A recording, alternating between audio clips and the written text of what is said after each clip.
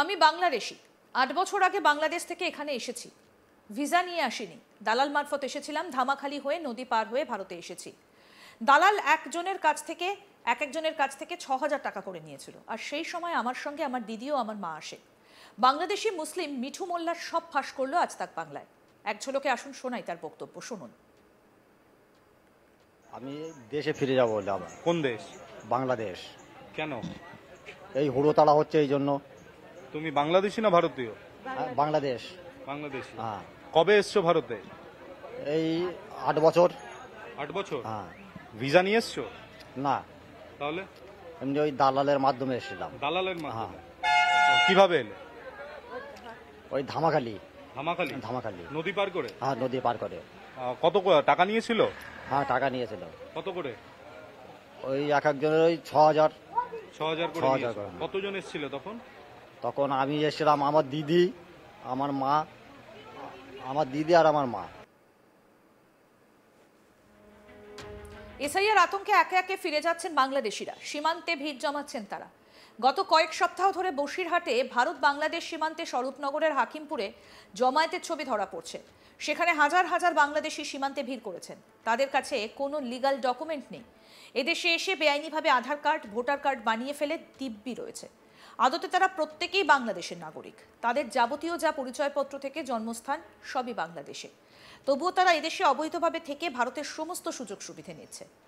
বসিরহাটে ভারত বাংলাদেশ সীমান্তের স্বরূপনগরের হাকিমপুরে ঠিক কি হচ্ছে সেটা জানতেই আমাদের প্রতিনিধি সেখানে হাজির হয়। গিয়ে দেখা যায় হাজার হাজার বাংলাদেশি মানুষ যারা জন্মসূত্রে বাংলাদেশের, লিগাল কোনো ডকুমেন্ট নেই, ভোটার কার্ড, আধার কার্ড যাবতীয় যা রয়েছে এমন সব মানুষ কাতারে কাতারে ভিড় করেছেন। আমাদের প্রতিনিধি এক বাংলাদেশি ব্যক্তিকে প্রশ্ন করেন কত টাকা দিয়ে কিভাবে ভারতে এলেন। তিনি জানান, আমি বাংলাদেশি। ৮ বছর আগে বাংলাদেশ থেকে এখানে এসেছি। ভিসা নিয়ে আসিনি, দালাল মারফত এসেছিলাম। ধামাখালি হয়ে নদী পার হয়ে ভারতে এসেছি। দালাল এক একজনের কাছ থেকে ৬,০০০ টাকা করে নিয়েছিল।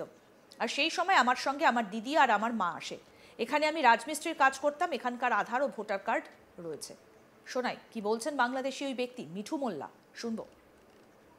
আমি দেশে ফিরে যাবো। কোন দেশ? বাংলাদেশ। কেন? এই হুড়োতাড়া হচ্ছে এই জন্য। তুমি বাংলাদেশি না ভারতীয়? বাংলাদেশ। বাংলাদেশি। হ্যাঁ। কবে এসছো ভারতে? এই ৮ বছর। ৮ বছর? হ্যাঁ। ভিসা নিয়ে এসছো? না, তাহলে এমনি ওই দালালের মাধ্যমে এসেছিলাম। দালালের মাধ্যমে? কিভাবে এলে? ওই ধামাখালি। ধামাখালি? ধামাখালি নদী পার করে? হ্যাঁ, নদী পার করে। কত টাকা নিয়েছিল? হ্যাঁ, টাকা নিয়েছিল। কত করে? ওই এক একজনের ওই ৬,০০০। ৬,০০০ করে ৬,০০০ নিয়েছিল। করে। কতজন এসেছিল তখন?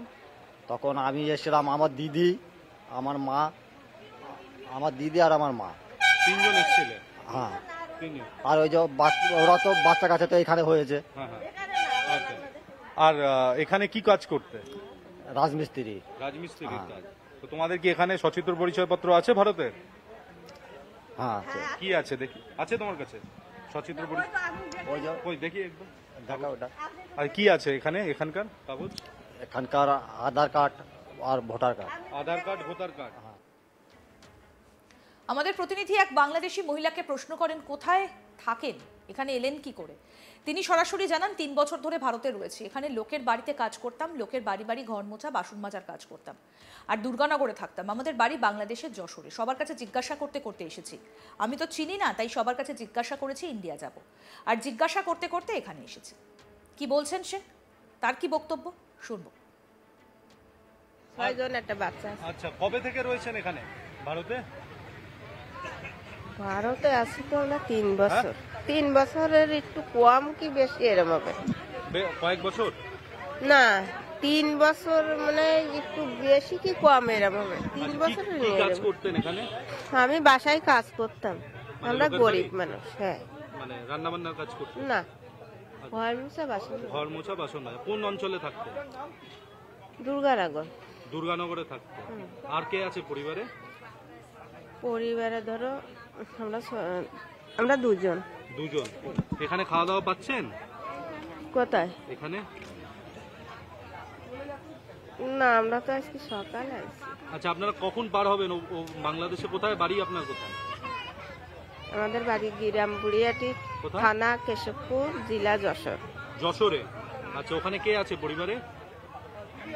ছেলে মেয়ে আছে। আচ্ছা, এখানে এসেছিলেন ভারতে কিভাবে?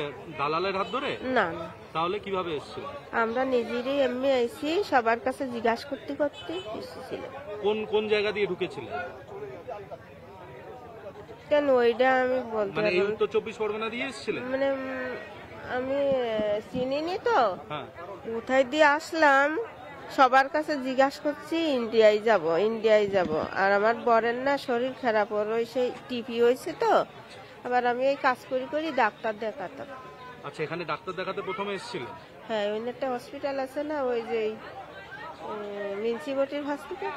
আচ্ছা, আর ভিসা নিয়ে এসেছিলেন না এমনি চলে এসেছিলেন? না না, আমার কোনো ভিসা না, ভিসা তাহলে তো আমি বাঁচতাম। আচ্ছা, আপনি কি উত্তর 24 পরগনা দিয়ে এসেছিলেন? এই জেলা দিয়ে ঢুকেছিলেন না নদিয়া, মুর্শিদাবাদ, কোথা থেকে ঢুকেছিলেন? এটা আমি বলতে পারছি আপনার না। ওখানে কে কে আছে পরিবারে? ও বাংলাদেশে ছেলে মেয়ে আছে। সে নিজের ছেলে মেয়ে? তারা কি করেন? ছেলে মেয়ে আছে, মেয়ে বিয়ে হয়ে গেছে। আচ্ছা, তো ফিরে যেতে চান এখন? হ্যাঁ, যাচ্ছেন কেন?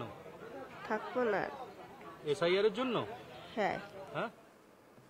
আরেক বাংলাদেশি মহিলা তিনি আবার আজ তাক বাংলার সামনেই বলে ফেলেন যে কর্পোরেশনের অধীনে নোংরা ফেলার কাজ করতেন। শুনুন তার বক্তব্যটাও শোনাই। বাংলাদেশ ফিরবেন? আচ্ছা, কবে এসেছিলেন এখানে? এখন কমাস? কবে এসেছিলেন এখানে ভারতে? ভারতে ওই 2-3 হয়েছে, আমি জানিনি ক বছর আসতা। আচ্ছা, কি কাজ করতেন এখানে? আমরা ময়লার কাজ করি। ময়লা পরিষ্কারের? ময়লা হ্যাঁ, ময়লা তোলা, ময়লা কুড়া, ফ্ল্যাটে কুড়া, আর ওই ডাউন দেওয়া। আচ্ছা, কোথায় বাড়ি? এখানে কোথায় থাকতেন? আটগুড়া। আরদুরা? আর কি সরকারি কর্পোরেশনের কাজ করতেন? হ্যাঁ। কোন মিউনিসিপ্যালিটি? কোন মিউনিসিপ্যালিটি? ময়লা ফেলানো তো কর্পোরেশনের সরকারি চাকরি করে দেওয়া করবেন আপনি। আচ্ছা, আপনার সাথে কজন যাচ্ছেন ফেরত? আমরা 3 জন। 3 জন। বাংলাদেশে বাড়ি কোথায়? কোন জেলায় বাড়ি? সামনগর। শ্যামনগর?